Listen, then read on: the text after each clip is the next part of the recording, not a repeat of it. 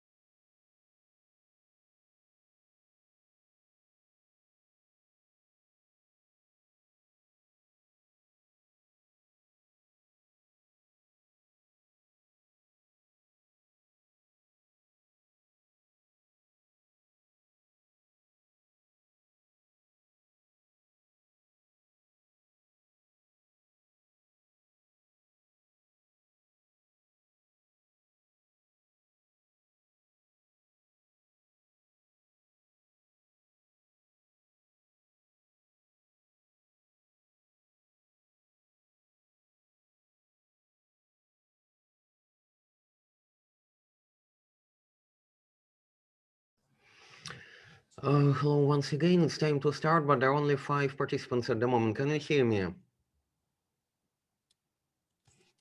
Yes, can. Okay. Why so few of us?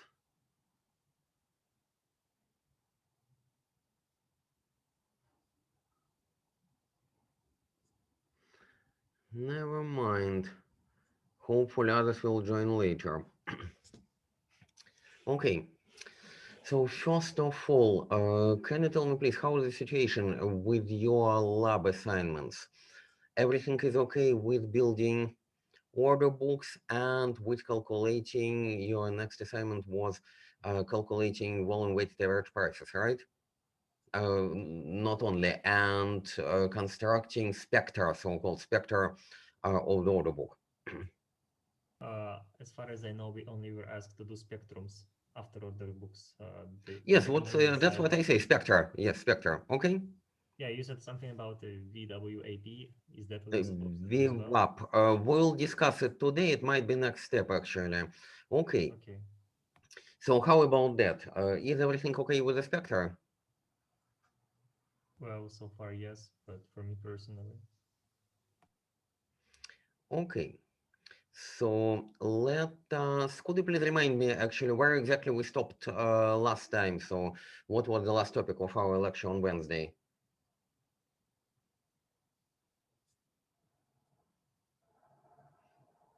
Where exactly did we finish?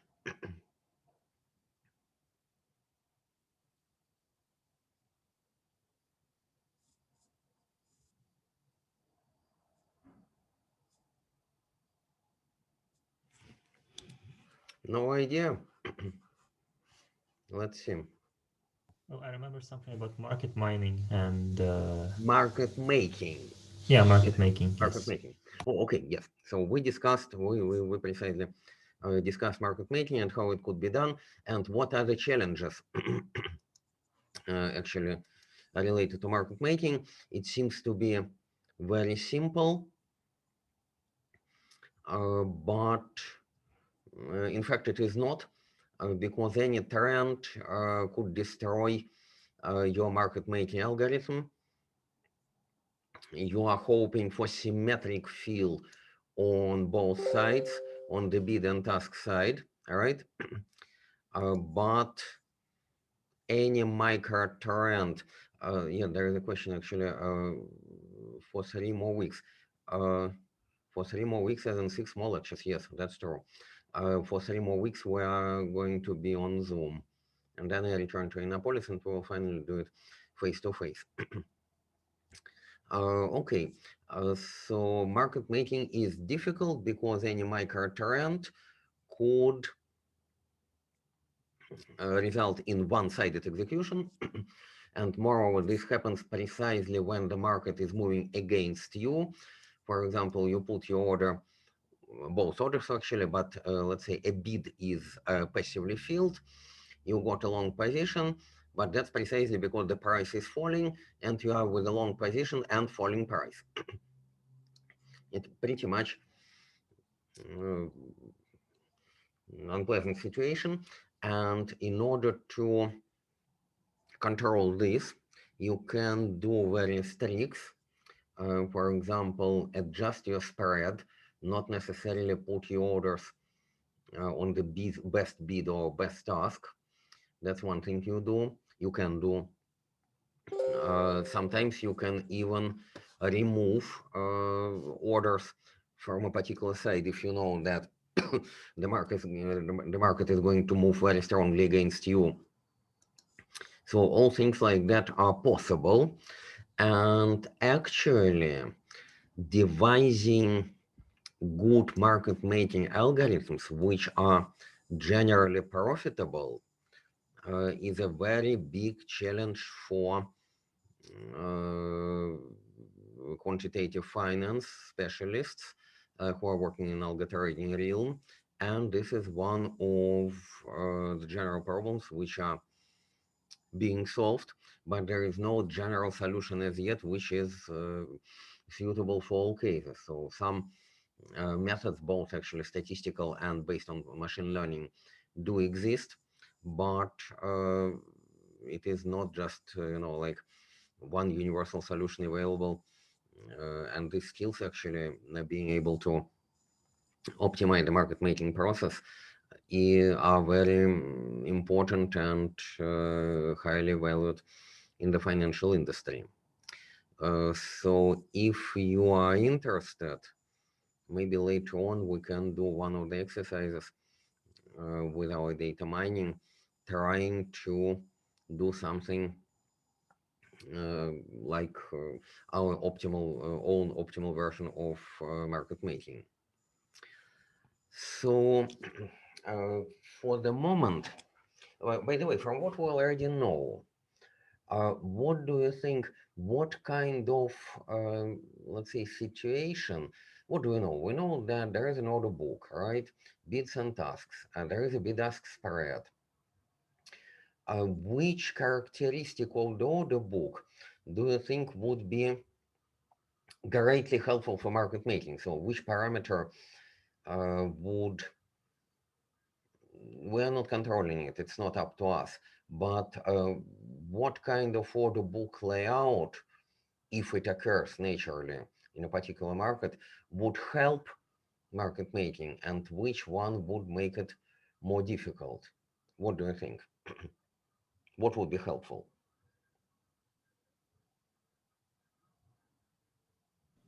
I think is the volumes are low at the two ends of the order Sorry, book. sorry, once again, please, I didn't get it. If the volume of the bids or asks are small on the ends of the order book. Volumes, yes, it might be. One thing which you would agree would be greatly beneficial for market making is simply a large bid-ask spread. So in this example, which we study in the Moscow exchange, the bid-ask spread is typically 5 to 10, I think, no, not 10, just maybe slightly over 5 uh, price steps on average. By the way, this is the kind of statistics you can easily compute by yourself. When you do your order book, at each particular moment when the order book is updated, you can calculate the bid-ask spread in price steps. So you can generate the statistics actually. What is, let's say, the average value of your bid-ask spread, and what is the distribution, all right? Yes. How would you, well, the average is easy to calculate. How would you reasonably calculate the distribution of bid-ask spread? What do you think? What would be a right way? Let's discuss it in detail. So suppose that we really want bid-ask spread distribution. And for every change in the market, we have to calculate it. Yes, so for every change, what do you do? Like if there is, for example, we have some bids and asks, and if there is aggressive, for example, bid, we remove some asks and the spread will be bigger, and vice versa. Something like that. Well, something like that. Let's see. By the way, computing these descriptive statistics is useful and important. So let us see how this could be done. You can see my whiteboard now, right? Yes. So, uh, indeed, let Ti, all those Ti, be some moments when the order book changes, all right? So the order book changes, and for each Ti, you have some value of, let me call it SI, bid-ask spread. Bid-ask spread. Calculated, let's say, in price steps.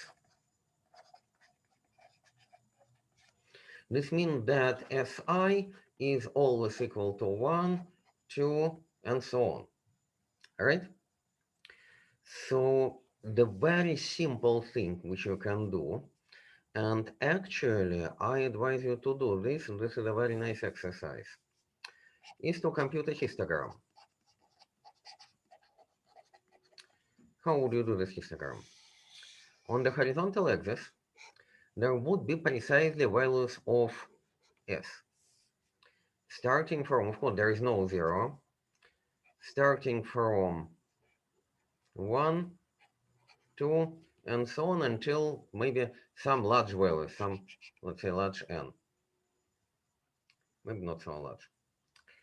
We'll see how much n could be. Okay. Then the vertical axis. What is going to be the vertical axis?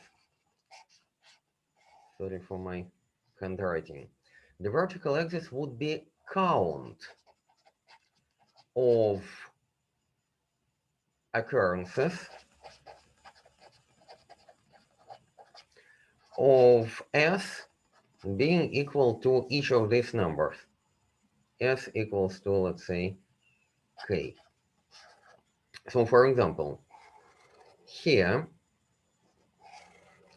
is a count of how many times you got S equals to 1.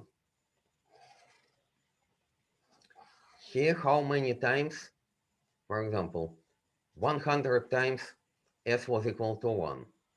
150 times S was equal to 2, and so on, up to a certain n,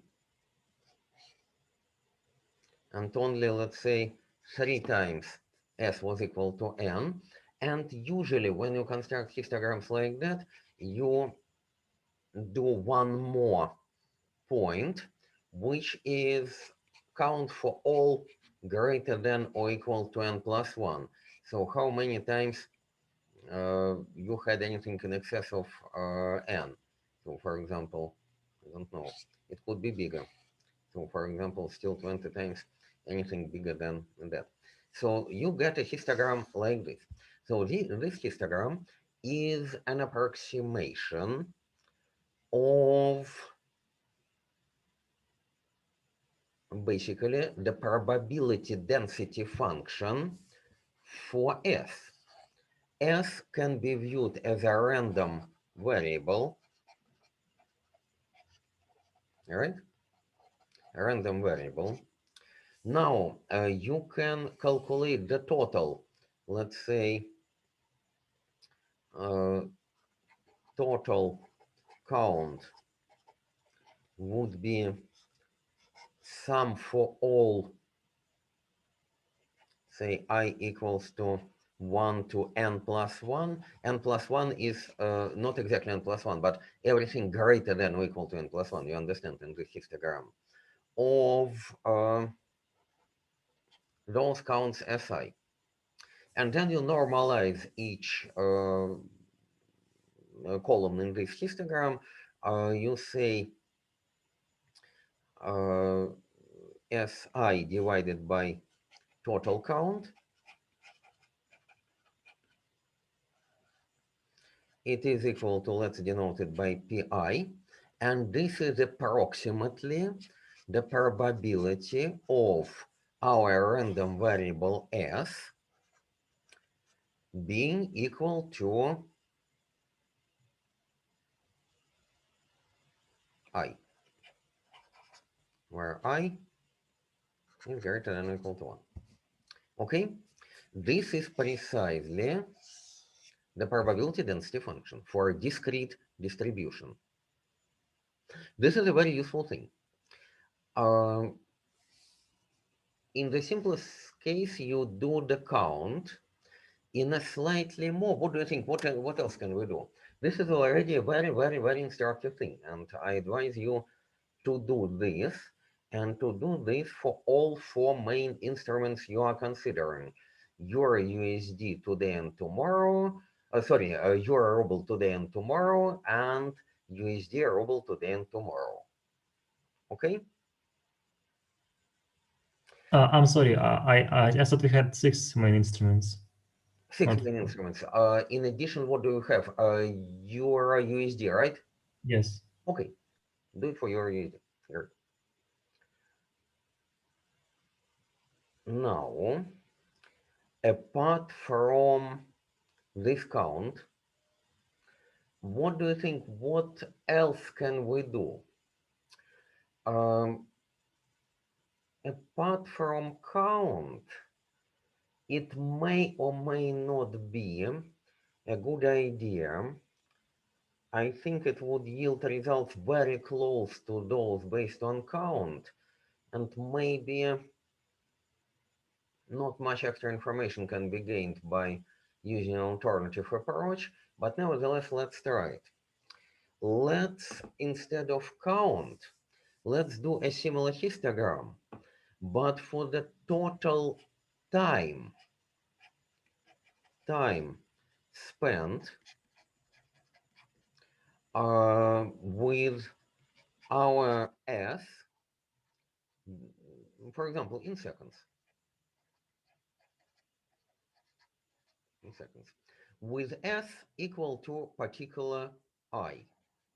So what does it mean? Suppose that at time ti, we really got bid-ask spread equal to I. Okay? No, not necessarily I. This index shouldn't be, let's say, equal to K. And to avoid confusion, because I set S equal to K here, let us use K everywhere. Might be more clear.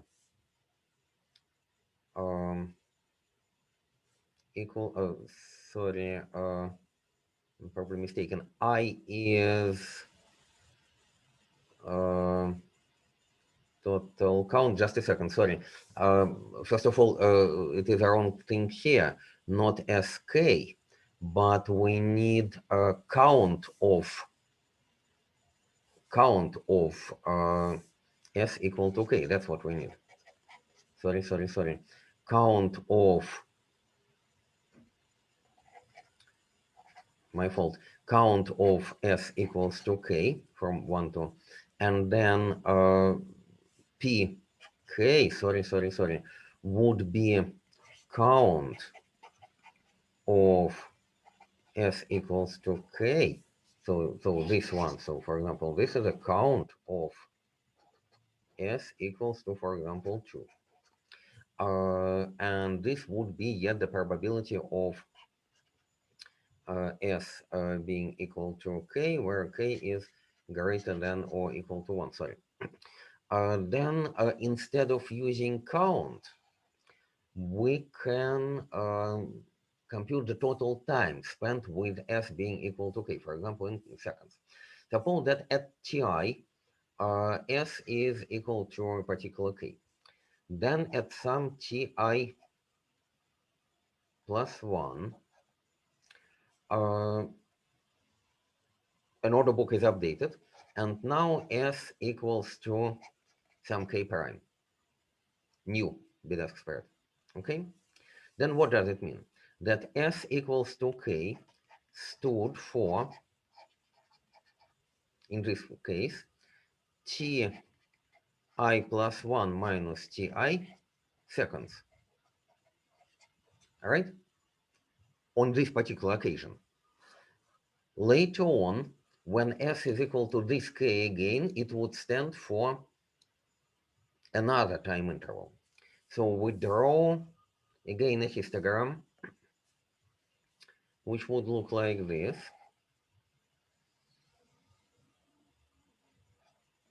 These are values of S.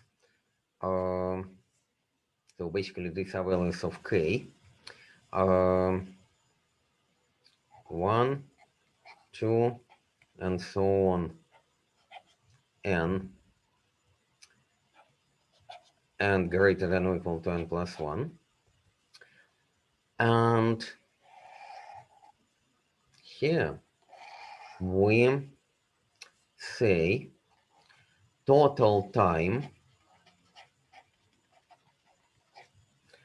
when S was equal to 1.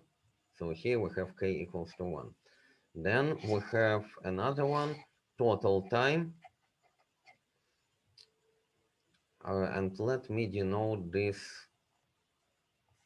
value by, for example, T1. Then T2 is the total time when S was equal to 2, and so on. And for the final one, we have Tn plus 1, which was total time when S was greater than or equal to N plus 1. So for all but the last one, it was exact equality, S equal to 1, 2, and so on, N. But for the last one, we say S is greater than or equal to n plus 1. Then, again, total time altogether would be sum from k equals to 1 to n plus 1 tk. And then we define pk as normalized tk divided by total time.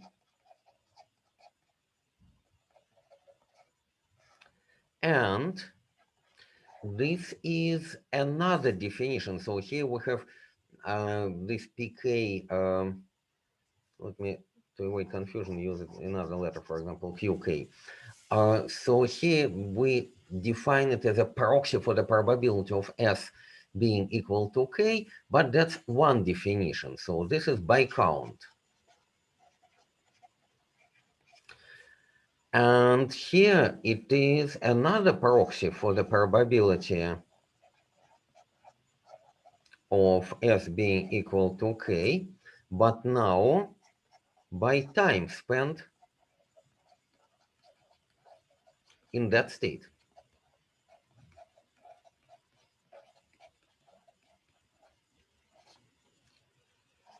So you would have two different distributions, probably pk and qk.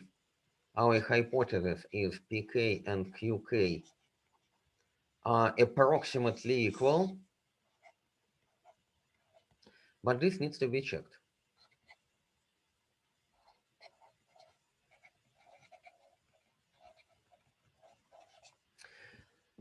How would this look like? What do you think, this histogram? I believe that the significant majority of both counts and times would be in the first slot. Sorry, not the first, of course. For USD ruble, for example, and euro ruble, the majority would be in around 4 or 5. You remember, bid-ask spread, the typical bid-ask spread would be about 4 or 5 time steps, so price steps.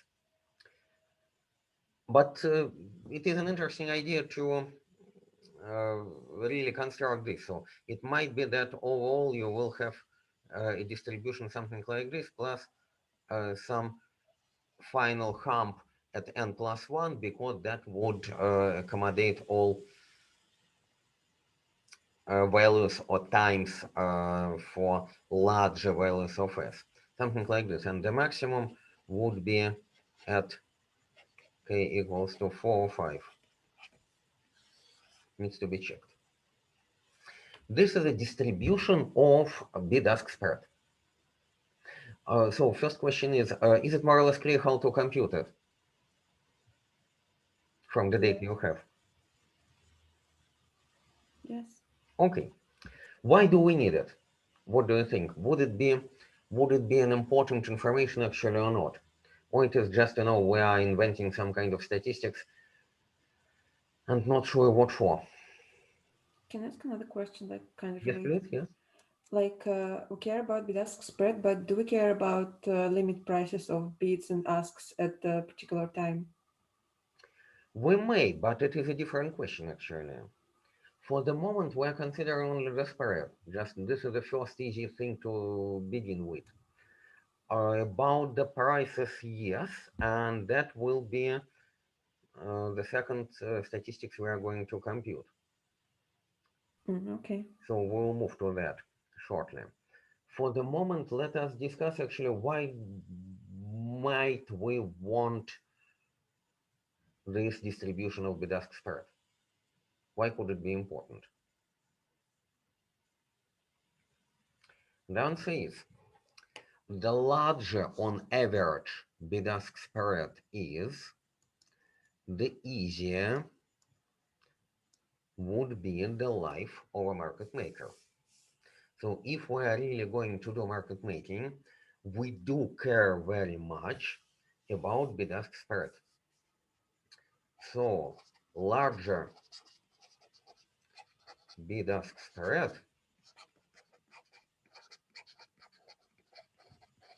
on average, of course, more easy and profitable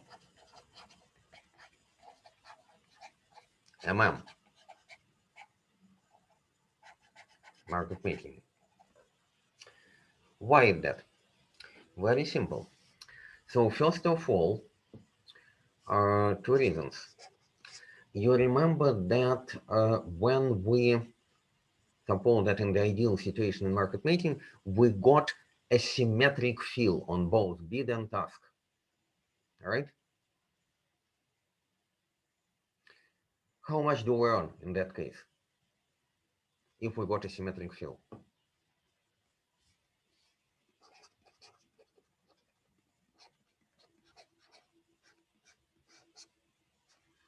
We suppose for just per one contract, per $1, even per $1, how much do we get? We sold our contract at ask price. We bought our contract at bid price. So we precisely earned bid-ask spread, right? That's a very important point. You know, if it is not clear, let us discuss it once again. It is a very important point. A symmetric fill of our bid and ask passive orders mean that we earned one bid-ask spread.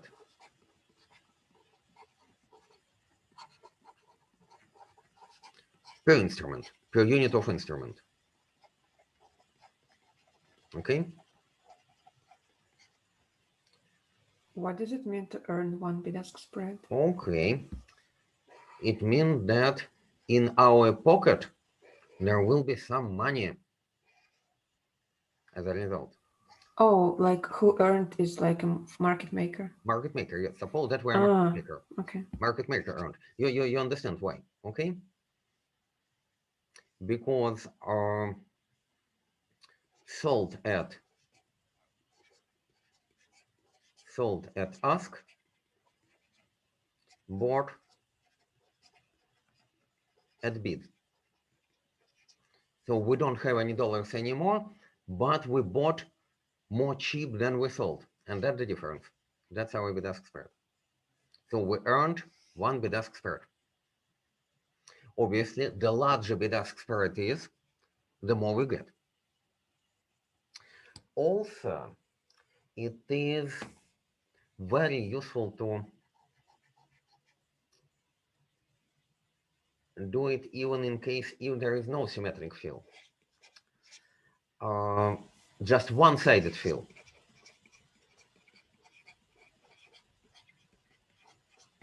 Suppose that there is a one-sided fill. Just by extending the notion of earning one bid-ask spread on a symmetric fill, we can say that on a one-sided passive fill, we earn, well, suppose that we are market makers. I used to be. A market maker earned how much? Symmetric fill, a full bid-ask spread. Then half of it? Half of that, you're absolutely right. One half, MM got one half of bid-ask spread. Which means that if you got, you may think of the following. If you got your order filled passively, it is already a very great thing for you to do. All right? Because you got a little bit extra profit in this case, just for passive execution. One half of bid-ask spread is yours in that case. On the other hand, one-sided aggressive fill. What happens if you got your order filled aggressively? So for example, you urgently need to get your dollars, you fill your order aggressively. You fire up an aggressive order and you fill your order aggressively. Then what happens? What happens with the aggressor? We lose half of it. Yes, the aggressor lost as a result, again, 1/2 of bid-ask spread.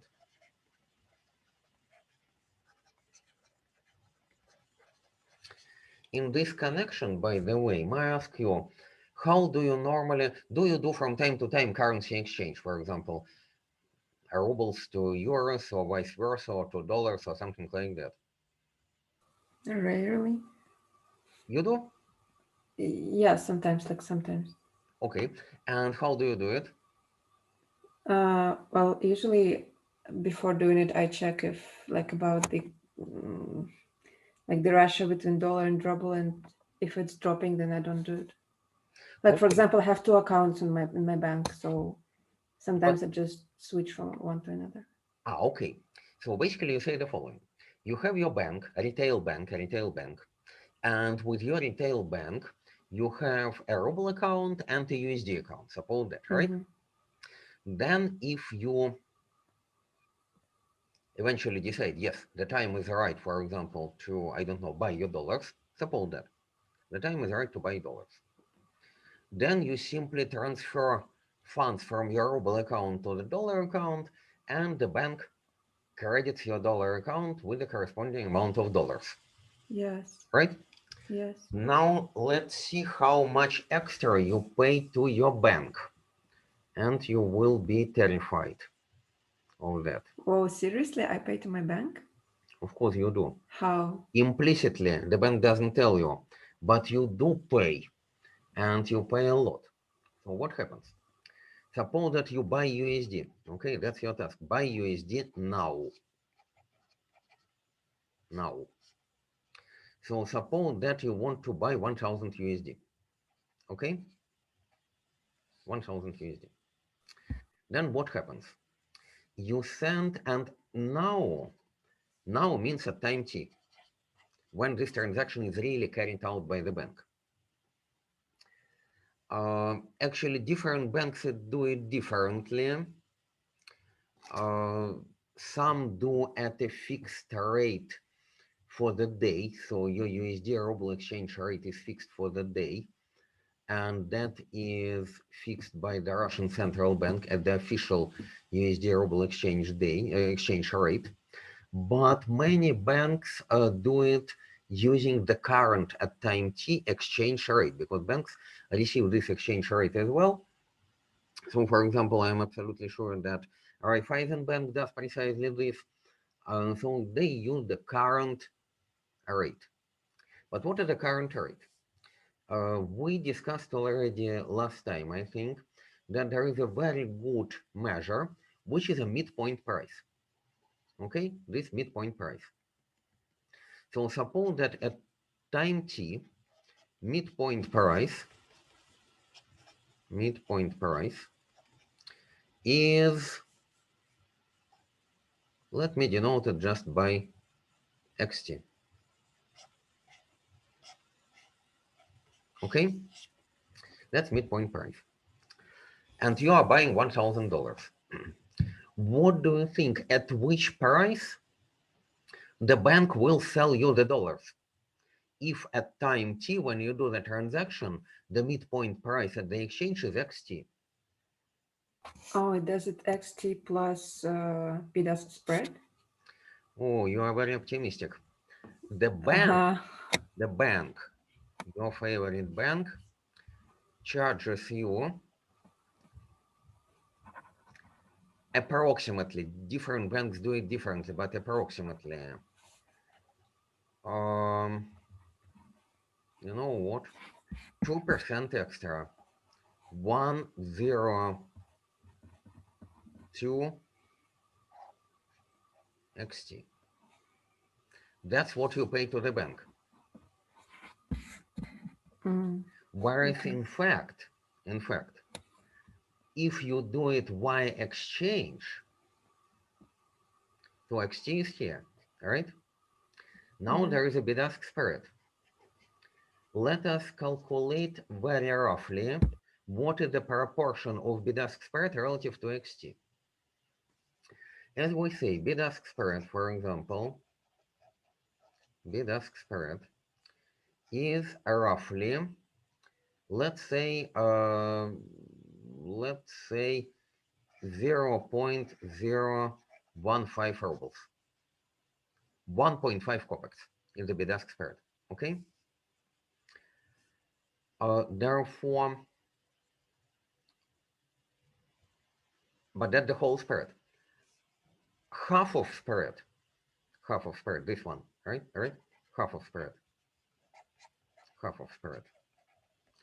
is 0.015 over 2. And suppose that the price is now 75, right? XT, sorry,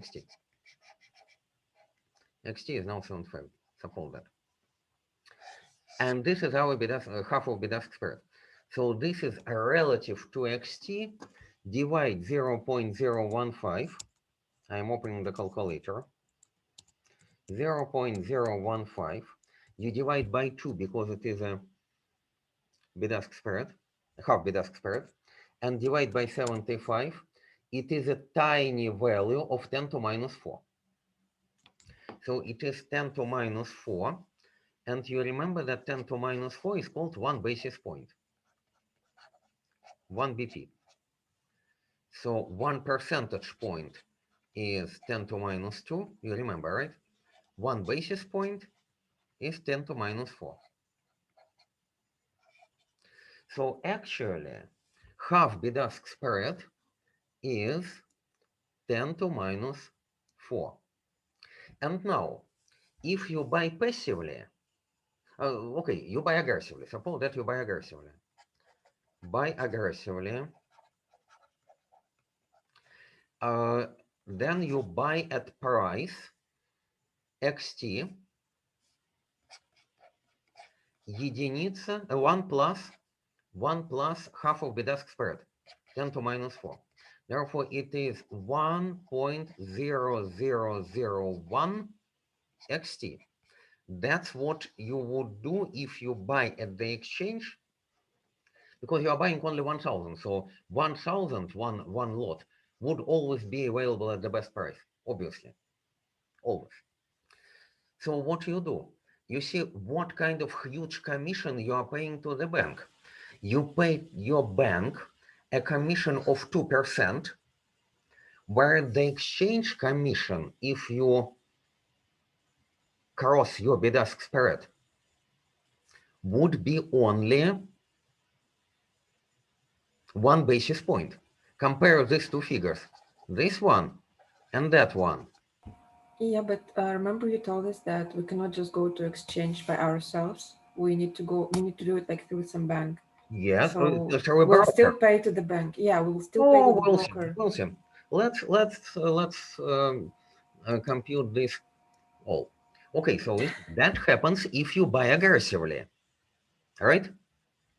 But why should you do that? Why can't you buy passively? You are probably not very much in a hurry, right? So one or another second, because you are buying a very small quantity, so buying small quantity is easy. Buying a large quantity passively may take long time to fill, and at that time the price would move. But you are buying only $1,000 in this example. So place your order passively, place your order here passively in the order book. Or we say buy passively at XT. Now if you buy passively, at which price you would buy passively?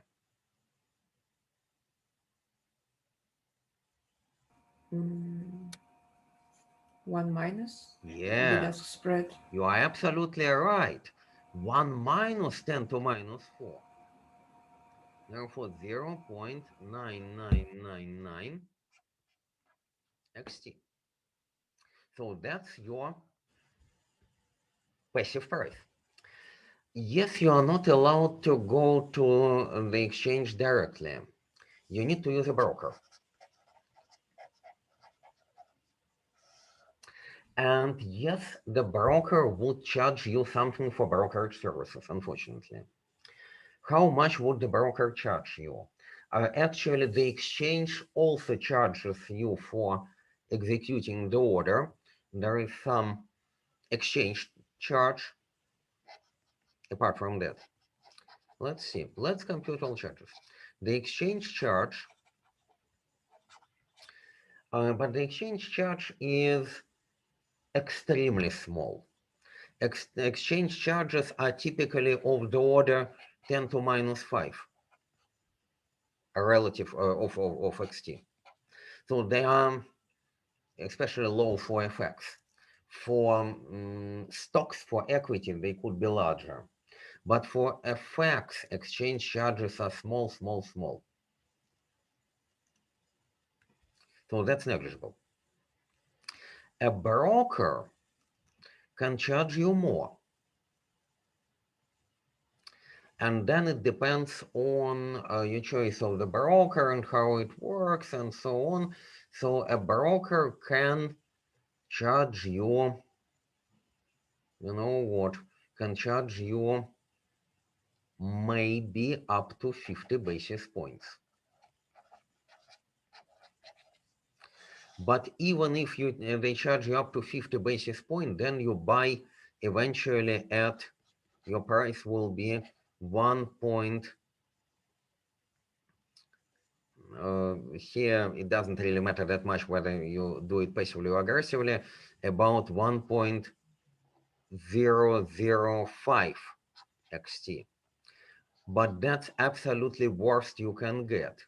Still 1.005 XT and 1.02 XT is a big difference. Furthermore, you can waive your charges completely. That the broker would charge you, okay? Never mind. These 50 basis points with the broker charges you, 50 basis points is how many price steps?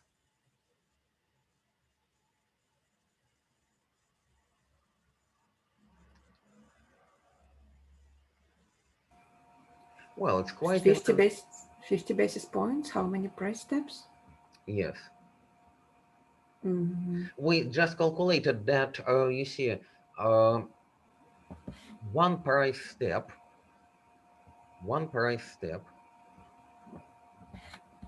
is 0.025 rubles, right? Or if the current price is 75, then in basis points, this is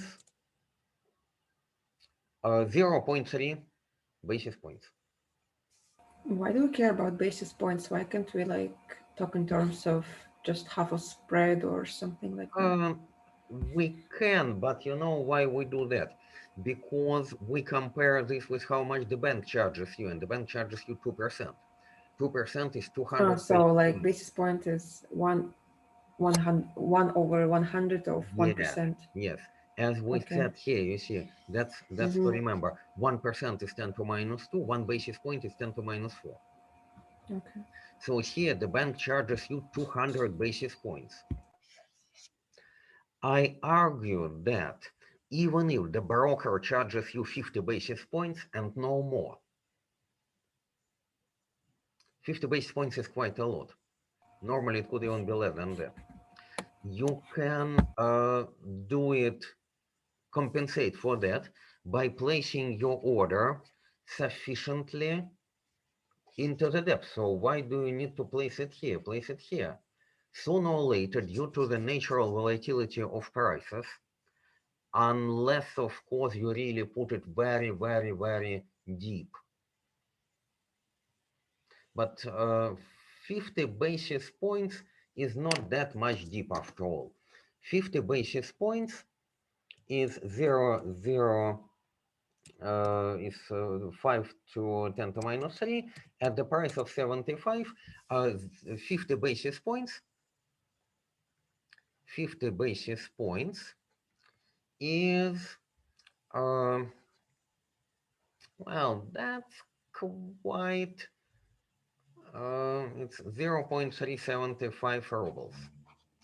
Whether you can get this passively or not is questionable. Probably you can, but in order to do that, you may need to wait, for example, for half a day. So that's already quite a long wait if you do it fully passively. But at least you can compensate somehow. Okay, instead of putting your order passively into the depth at 50 basis points, you can, for example, put it passively at 20 basis points, and then equivalently you pay to your broker only 30 basis points, and you pay to the bank 200 basis points. So basically you can save 7 times on the commission, something like that.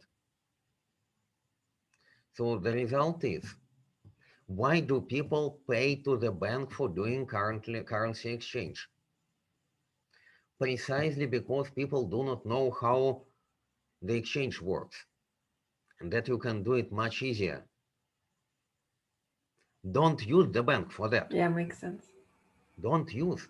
I never do. What you need to do, okay, you see, our data mining resulted in very important practical considerations. Once we understand how order book works, we can improve our lives, really. Open a brokerage account.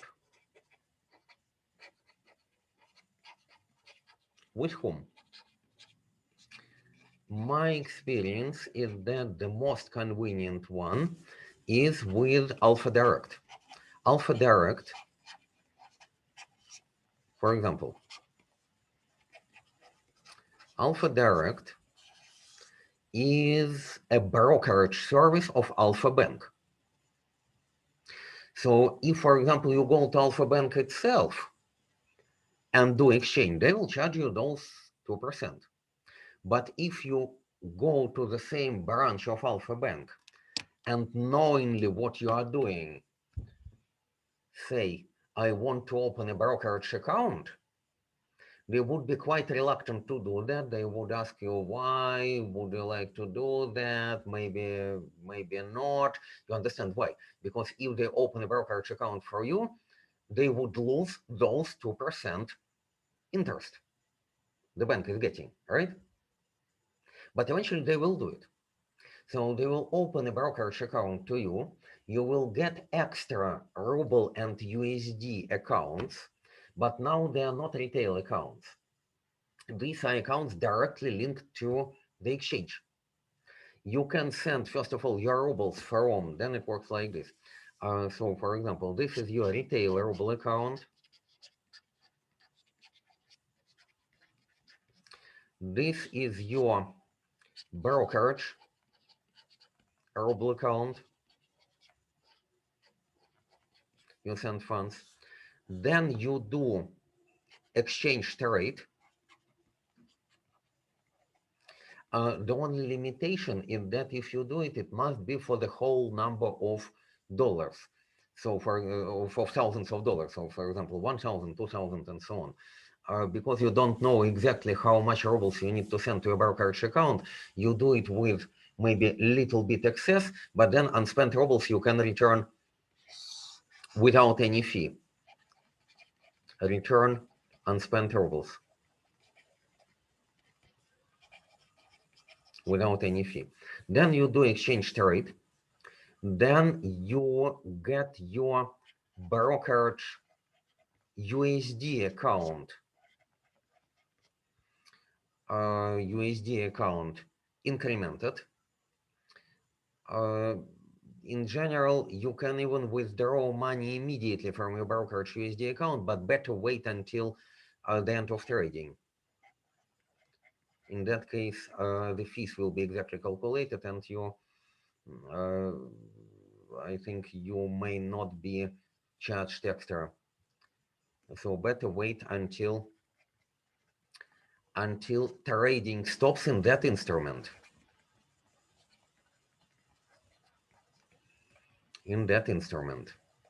What it means in that instrument?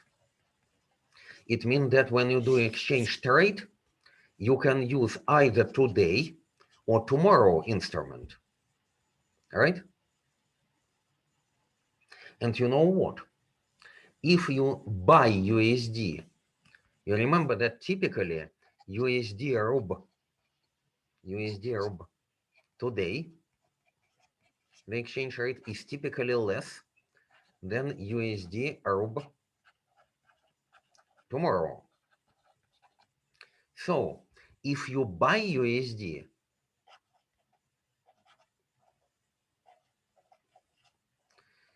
you would better use today rate. If you sell USD, it's probably a better idea to use the tomorrow's rate. Only in that case you will receive your rubles tomorrow. But if it is not a problem, then you better use the tomorrow's rate. Okay? So then your USD account is incremented. Better wait until trading stops in that instrument. So for example, if you buy USD today, then you wait until when? For example, now there will be 10 o'clock, Moscow exchange starts. You buy USD just after 10. When can you get your USD on your account? If it's tomorrow. No, you buy today. You see, if you buy USD, it's better to buy today. Because today Then rate is lower. So when do you get it? today. At what time? You mean like we get it also at the end of the trading day? Yes, when is it? USD ruble. Then it's 11 p.m. No, it's for tomorrow, 11 p.m. First of all, 11:50. For today, Oh yeah, trading stops at 17:30. 5. Yes, Okay. at 17:30. So at about 6 p.m., if today, you can withdraw it, and then your USD can be transferred. You do it. All can be done in Alpha Bank and Alpha Direct mobile apps. Then eventually you get your USD on your retail USD account. Yes, it is a little bit more complicated, as you see. So first send rubles from retail RUB to a brokerage RUB, then do exchange trade passively, as we discussed, right? Then wait until clearing, let's say at 6 p.m. today, then withdraw your USD to the retail USD account. So all this may take, let's say, a few hours. But you say significant. So for example, if effectively your effective price as a result of this is, let's say, 1.003 xt versus 1.02 xt, then you say save 0.017 xt, correct? What does it mean?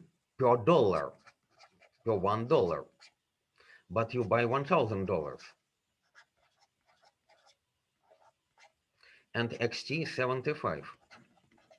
So how much do we save eventually? 0.017 times 75 times 1,000, you save about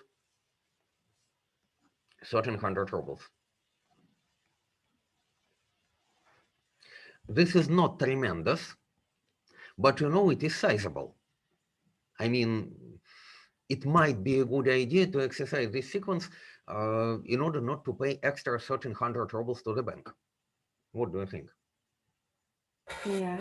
I didn't like think about it before. So knowing how the exchange works and how we can get to the exchange is a very useful knowledge indeed.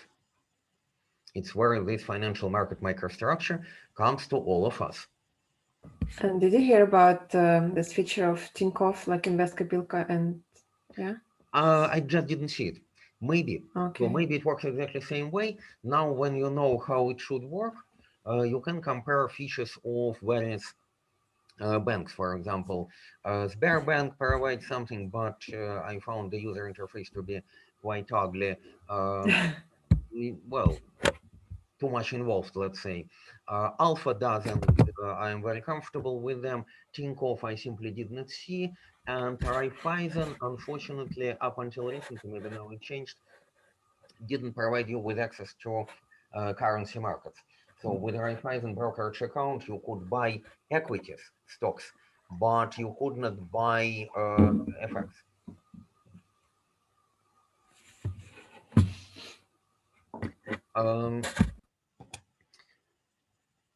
And this is a good thing. In Western banks, for example, the situation is even worse. So if, for example, you use some kind of, you live, for example, in the UK, and you use some retail high street bank like, I don't know, Barclays or Royal Bank of Scotland or NatWest or something like that to do currency exchange, then they charge you 5% rather than 2%. It's an outright robbery. And in the UK, for example, you are typically not allowed to open a brokerage account. Well, not exactly. You can open a brokerage account, but you can't use this brokerage account for currency exchange. What you can use it for is only for trading when eventually you just generate trading profit, hopefully, or loss. For example, buy, sell at different price, and then you wouldn't get dollar that way. You would still generate profit or loss in your native currency, like GBP, if you're in the UK. So it is only for, you can say, spread trading or any kind of trading, but not for currency conversion and physical delivery. So this is very strictly guarded. But we in Russia can open those brokerage accounts and use them for physical FX delivery. So physical delivery is a financial term for currency conversion. That's called physical delivery. And it works quite well. So like we can actually get dollars and then spend them, but in some countries they cannot. They can just get some profit or loss. Yes, in pounds, in your native currency. So you wouldn't get dollars. You would buy dollars, but you wouldn't be able to withdraw them. And Then you would spend have them to sell to. dollars again for pounds and hopefully get more pounds if you sell high, for Okay. example, and so on. So you can trade, but realize your P&L only in pounds. So you wouldn't be able to do this trading for currency conversion. What's In the Russia, reason we for can. it? Sorry? What is the reason for it? Oh, the reason is very simple. Officially, of course, it is to protect the public from doing things they might not understand. So just, uh, but in fact, it is really to protect the interests of retail banking. If they allow currency trading with physical delivery, then people would start using it, and the banks wouldn't be able to charge you these 5% fees. Okay. It's really to protect the interests of British retail banking. But it's smart. Then why is it allowed in Russia? We are, interestingly enough, from that point of view, we are just more democratic, really.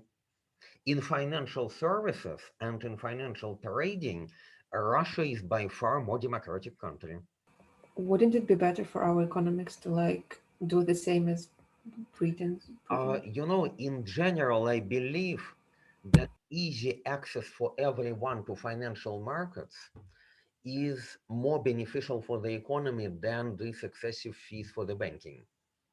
It is much more important for private individuals and businesses to be able to easily perform currency conversions, for example, for the purpose of international travel, international trades, maybe financial trading, maybe for other purposes. And in general, it is by far more beneficial for the economy than artificial locking in of 5% profit to the retail banks. And from that point of view, Russian regulations and Russian economy works by far better than, let's say, British regulations, interestingly enough. In the UK, I was uh, for a while trying to use my brokerage account for physical delivery, which was officially not allowed. And eventually they suspended my account with $10,000 on that account. And then I had to battle for 2 months to get them back. And you did? I did eventually with some significant fees, so probably got 9.5 thousand instead of 10, but to a large extent, I managed to get them back. But that's not normal. Okay. As you can see, that's definitely not normal. Now we know how to operate the order book. Okay? Now just a 2-minute break and we continue.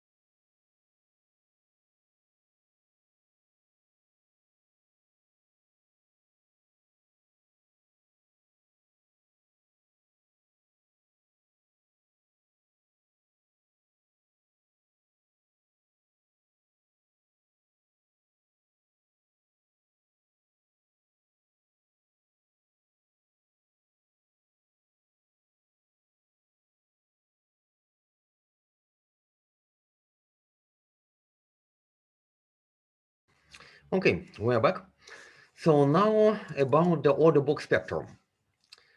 Why bid-ask spread is important, we already know.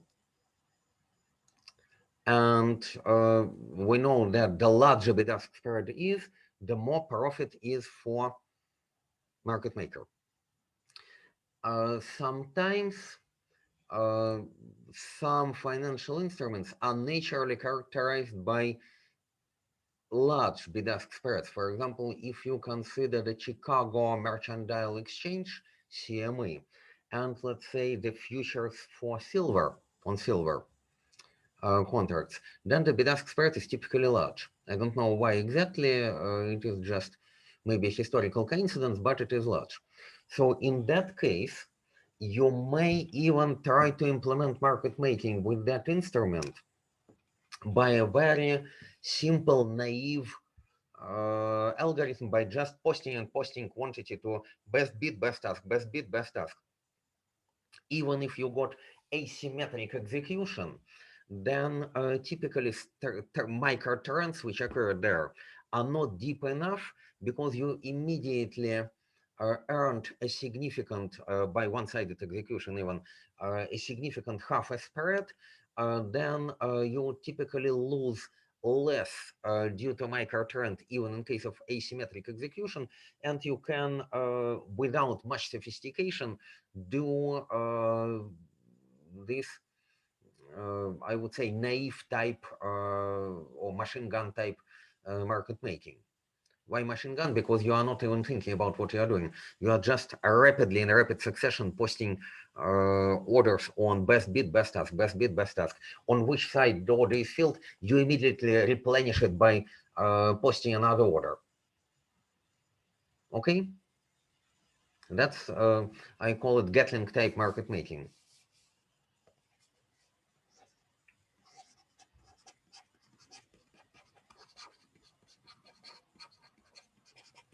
But it works only if bid-ask spread is wide enough. So this is a kind of naive approach.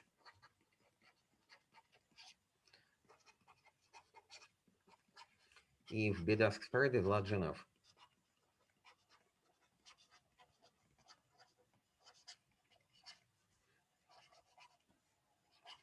On the other hand, there are some instruments where bid-ask spread is very narrow.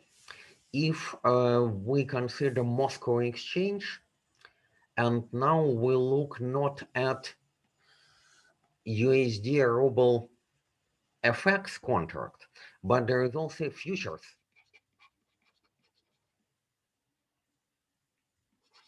A futures on USD ruble, which is called SI in the Moscow exchange. Why couldn't you see this SI instrument in the files we downloaded? What do you think?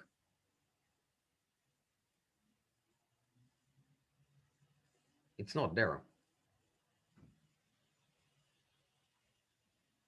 It's because it is a different section of the Moscow exchange. You remember there is a currency section, equity section, and futures and options section, which is called forts. It's in that section. For that section, we simply didn't download the data. I do have that data, but they are even bigger, much bigger actually, than our FX data. So we might not even have enough room to download them. But then the situation is different. Then a typical bid-ask spread is one, maybe two price steps. And if it is one or two price steps, then this naive type market making would definitely not work. So you put your order on the best bid ask side, and then it is immediately filled. There is a trend going against you, and you definitely lose more due to trend than earn half a spread, because the spread is tiny. So it doesn't work. So different for narrow bid-ask spreads, completely different strategies are required. But on the other hand, what do you think, although it is not always a strict rule, but how do you think the bid-ask spread is related to, let's say, the liquidity of the market? By liquidity at this moment, I understand the total trading volume. So for example, if the trading volume in USD ruble increases, what would typically happen with the bid-ask spread? One day the trading volume was 5 billion. Another day the trading volume was 8 billion. How Should would be coming the bid-ask spread? smaller. Yes, Like dollar. it should be smaller. Smaller, in which case? When the volume increases. Yes, typically you are right. So the rule is larger volume, smaller bid-ask spread.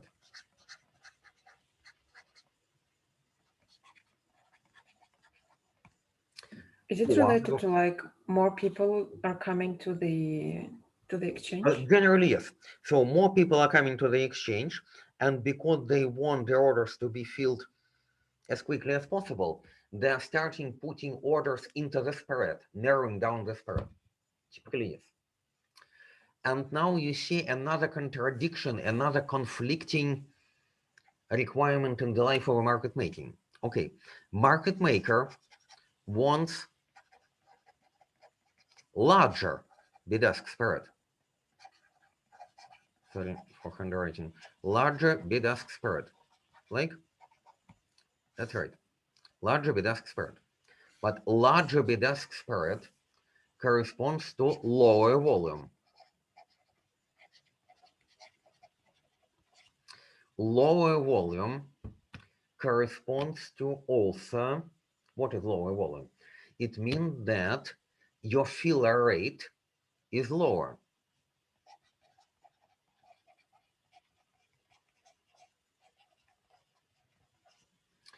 So that's another conflicting situation for a market maker. On one hand, they want a larger bid-ask spread because they earn more in that case per trade. But with a larger bid-ask spread, trades occur less frequently. Less frequent trades.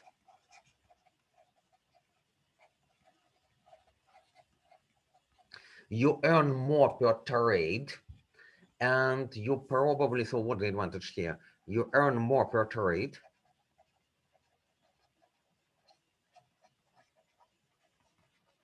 Furthermore, as we said, it is more stable against micro trends.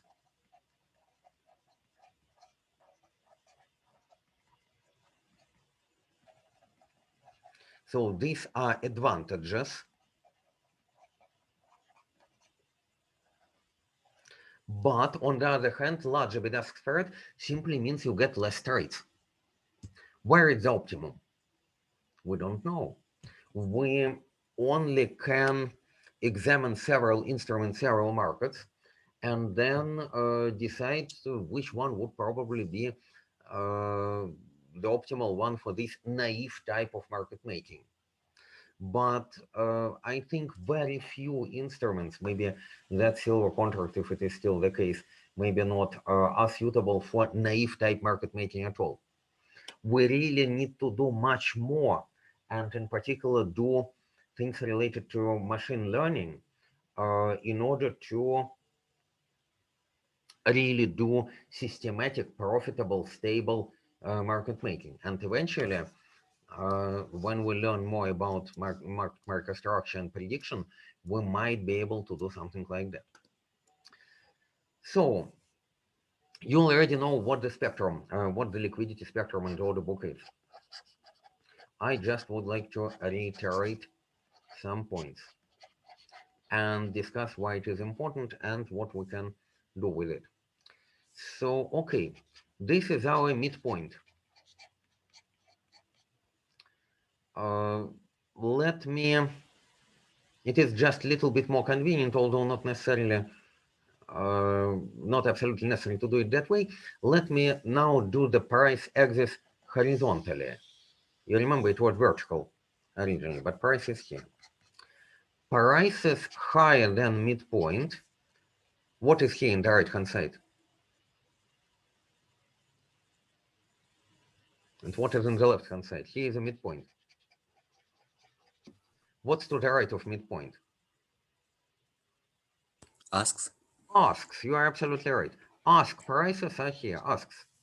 What is to the left? Bids.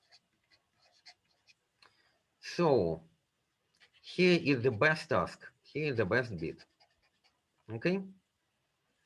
So there are some prices, like in the example we have seen, you remember 75.01, 75.02, and so on. That's midpoint. There is nothing here, for example, 74.99, and so on. At each price, there is a certain total quantity.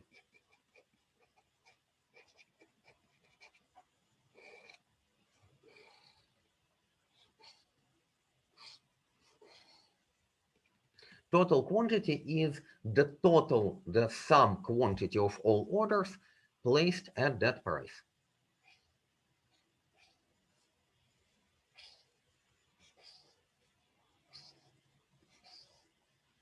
And so on. So this function for both bids and asks, which associates total quantity with the corresponding price level, is called the order book spectrum. Actually, the absolute values of prices here, you're asking about absolute values, are not that much important. What is important is distances from the midpoint in price steps. The absolute values are much less important in that case. Absolute values change, whereas the total shape of the spectrum is more or less possibly more stable than, let's say, a spectrum based on absolute price. So forget about absolute prices. Lowest ask is midpoint plus something. Then the plus, suppose that bid-ask spread is, for example, equal to S. Then if your midpoint is 0, then lowest ask is S halved. The next one is S halved plus one price step, and so on and so on. So these are in price steps. The best bid in this case, if I put 0 at midpoint, not necessarily you could put 0, for example, at the best task, you could put 0 in the best bid, but for the moment, just for the sake of the argument, I put 0 at midpoint. Then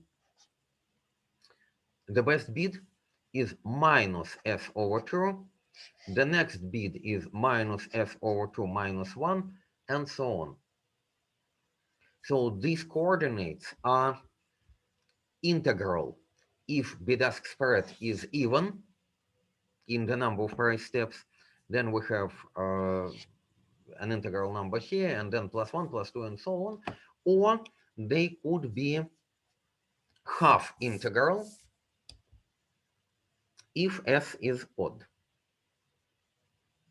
This is the order book spectrum, liquidity or order book spectrum. At particular time t. So in your assignment, you were asked to construct this spectrum at any t when it changes, right? The question is, what for? Why, what do you think, why would we need this spectrum?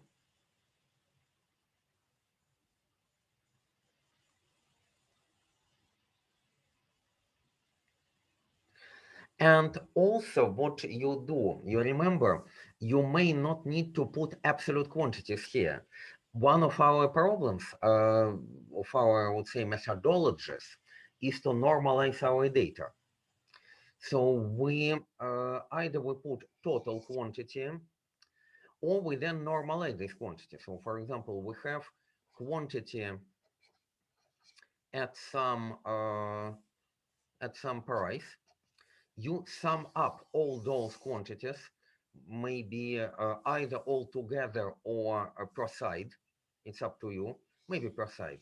For example, up until maybe some 50 levels in the order book. And then you normalize this quantity, dividing each individual quantity at a price level by the total. Then it is completely normalized. So the question is, it is already a nice picture. You get a similar distribution function. What it is for? Why do we need it in the first place?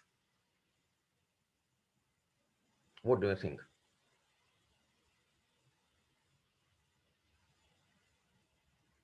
Maybe to just see how popular it is to put bids and asks at the limit price or closer to the limit price. Like the closer it is to the limit price, the more people in the hurry you have in exchange. Generally, yes. So first of all, this distribution would tell us something about the intentions of the market participants. How to interpret it in general, we'll use it as features in our machine learning. So you see, we did already two kinds of normalization here. So first of all, we got rid of absolute prices, and all our prices are now relative, so they're offsets relative to midpoint, and also they're expressed in price steps rather than in absolute, let's say, rubles. So that's first normalization. Prices are normalized, right? And quantities are normalized as well. Instead of putting the absolute quantities, we compute the total quantity, maybe up to 50 levels in our histogram on each side, and then normalize these columns dividing by the total. So then we would say total at price divided by total for side. Normalized data like this make very good candidates for being used as features, as inputs for machine learning. Data using absolute prices, absolute quantities are very poor candidates for learning simply because those unique combinations of prices and quantities are unlikely to repeat. And if they're unlikely to repeat, then there is extremely low information which can be learned from it. But normalized data, which are much more likely to repeat, is useful. Then if, for example, we're in the United States and we serve for SEC, Securities Exchange Committee, there is a regulator body called SEC. And there is another regulating body for commodity futures, which called Commodity Futures Trading Committee, CFTC. They collect all this information and use it to detect abnormalities in trading. What do you think if, for example, not even at the best price, but somewhere in the depths, maybe a few, let's say 2 or 3 levels into the depths, out of a sudden, we got a huge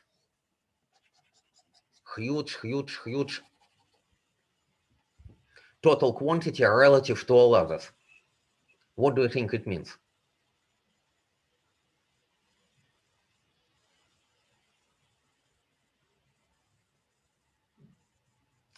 It means precisely that someone has put a huge order.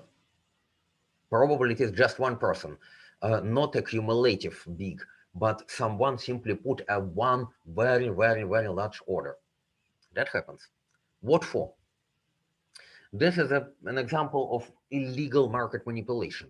Well, illegal in the United States. It is more or less legal in Russia, so it is not, I think, not persecuted. Whereas in the United States, if SEC or CFTC detect activity like this, then the culprit can be punished with a huge fine, millions of dollars, and being disconnected from the exchange, losing the trading license. And the reason why they want to do it is the following.